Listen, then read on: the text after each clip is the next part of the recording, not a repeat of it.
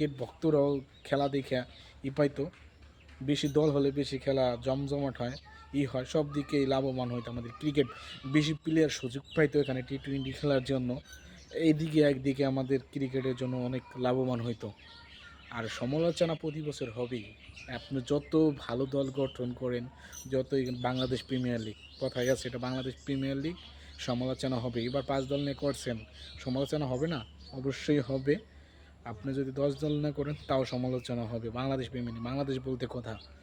যাই হোক, আপনারা সবাই ভালো থাকবেন। আর আমি বাংলাদেশ ক্রিকেট এক কথায় ধ্বংস ধ্বংস ধ্বংস। যাই হোক, দেখি সামনে কি হয়। 16 ডিসেম্বর থেকে শুরু হবে, 19 জানুয়ারিতে শেষ হওয়ার কথা। দেখি কি হয়।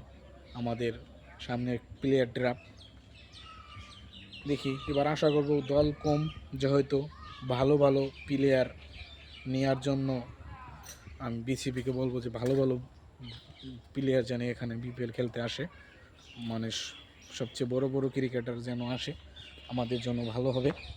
আপনারা বুইরা মুইরা প্লেয়ার নিয়েন না, ওই যে যারা জাতীয় দলে নাই, ঘরোয়া লিগেও ভালো মতন খেলায় না, তাদেরকে নিয়েন না। সবচেয়ে ক্রিকেটে যারা এখন যত ভালো ক্রিকেট আসবে, তত ভালো প্লেয়ার আসবে, তত আমাদের জন্য ভালো, আমাদের প্লেয়ারের জন্য ভালো।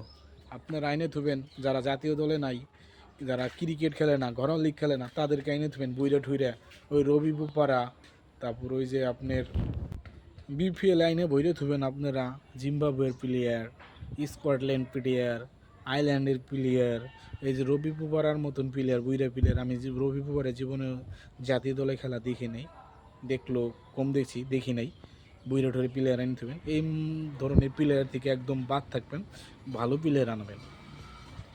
অস্ট্রেলিয়ার প্লেয়ারকে গুরুত্ব দিতে হবে, ইংল্যান্ডের প্লেয়ার, নিউজিল্যান্ডের প্লেয়ার, এই সমস্ত প্লেয়ারে গুরুত্ব দিতে হবে।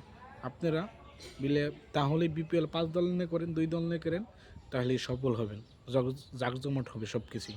যাই হোক, ভালো থাকবেন, আপনাদের সমালোচনাটা জানাই দিবেন।